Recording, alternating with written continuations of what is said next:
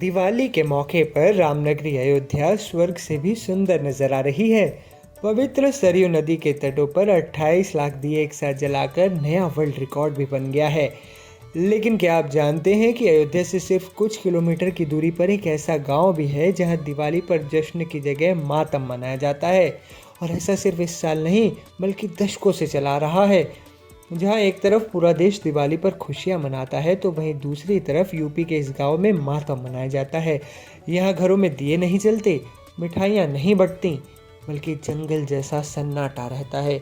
दिवाली के मौके पर भूतिया से दिखने वाले इस गांव का नाम है यादवपुरवा। अयोध्या से इस गांव की दूरी महज 50 किलोमीटर ही है। हालांकि मूल रूप से ये गांव गोंडा जिले में पड़ता है। दिवाली के दिन यादवपुरवा गांव के लोग घरों में ही कैद रहते हैं। न कोई जश्न मनाता है, न कोई मिठाइयाँ बांटता है। यह दिवाली न मनाने की परंपरा पीढ़ियों से चली आ रही है। अब सवाल ये कि रामनगरी अयोध्या के बेहद करीब होने के बावजूद यादवपुरवा गांव के लोग दिवाली क्यों नहीं मनाते? तो इसके पीछे कारण है गांव वालों का सदियों से चला आ रहा एक वहम। यादवपुरवा गांव के लोग बताते हैं कि बहुत पहले उनके गांव में एक अनहोनी हो गई थी। गांव का एक नौजवान दिवाली के दिन ही चल बसा था, तभी से यहाँ के लोग दिवाली नहीं मनाते।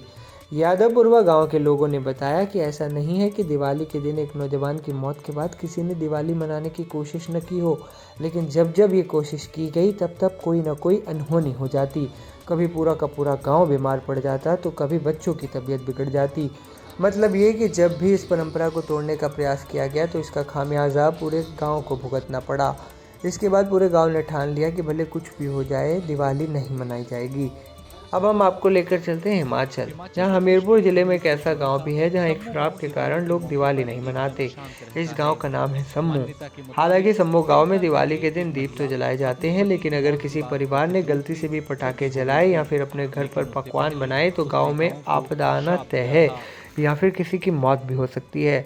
ऐसा हम नहीं बल्कि यहाँ के लोगों का कहना है। के साथ और अपने लड़के को साथ लेकर वो उसने वहाँ पर आग लगाई और वो सती हो गई। और वो मरते मरते वो बताते हैं कि श्राप दे गई है कि अगर 7 पीढ़ी तक अगर कोई त्यौहार को मनाएगा, दिवाली त्यौहार को मनाएगा, तो उनके अंदर कोई या तो बीमारी फैल जाएगी या कोई आग जाने की घटना हो सकती है।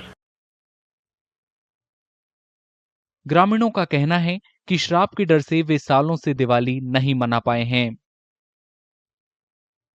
मेरी जो शादी को टाइम हुआ है वो 16 साल हो गए हैं, और इसमें 16 साल में मुझे नहीं लगता है कि आज तक हमने मतलब दीपावली का जो त्यौहार है वो हमने मनाया। बुजुर्ग हमारे बोलते हैं कि जैसे ही मतलब हम पकवान बनाने जाते हैं तो कहीं भी मतलब किसी ने अगर पकवान किसी भी घर में पकाया तो कहीं ना कहीं मतलब जैसे आग लग जाती है। लोग बताते हैं कि इस गांव में कई साल पहले दिवाली के ही दिन गांव की एक महिला पति की चिता पर अपने बच्चे के साथ सती हो गई थी। लोगों के मुताबिक वो महिला दीपावली मनाने के लिए मायके जा रही थी।